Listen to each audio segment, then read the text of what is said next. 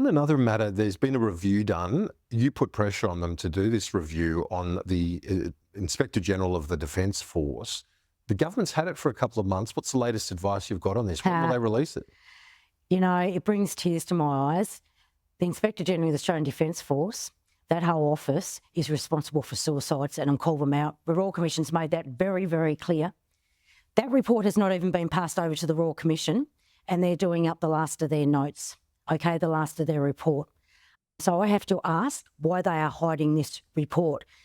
Also last year, what I found out in estimates is that the Secretary, Deputy Secretary, Moriarty, what happened was I had asked 3 times last year for the National Audit Office to go in there and do their job on the Inspector General of the Australian Defence Force. Well, apparently Moriarty went in there and had a nice little chat with them, and that never proceeded. That is why I had to go and beg for an independent report on the IGADF. So there had been no audit in how long? No. No audit for 20 years? No audit for 20 years. You know, they are part of the reason for veteran suicide, and nobody wants to look at them or touch them. I will say this about Richard Miles: you have lost the little bit of respect you may have had left. 2 years you've been in that job now. There is no respect for veterans for you. If the PM wants to do a changeover of ministers during that winter break, I suggest you change him and you get him out, because he has lost the respect of the veteran community out there. I want that report released. I put in an OPD next week. That's what I'll be doing. And I've also put in with Rex Patrick and FOI. So why aren't they releasing it? Well, you tell me.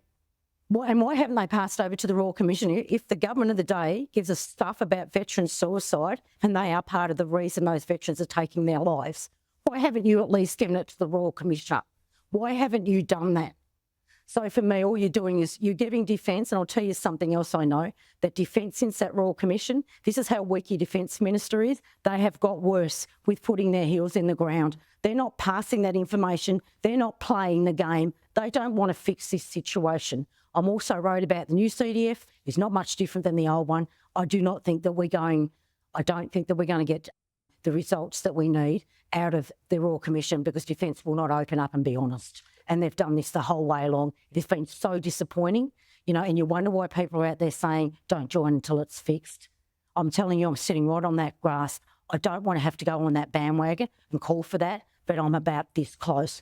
Defence needs to open up. If you are going to change a culture, everything has to be on the table. So why is the Minister hiding this report? So, yeah, are there national security implications? No, there's no. The only implication is it's going to make the Defence Force look really bad, because they haven't handled this for a long time. It's been reported. You've seen it through the Royal Commission. It's been cover up after cover up after cover up, and they have been part of that. They have been part of that group that's been covering. 3 months they've had it.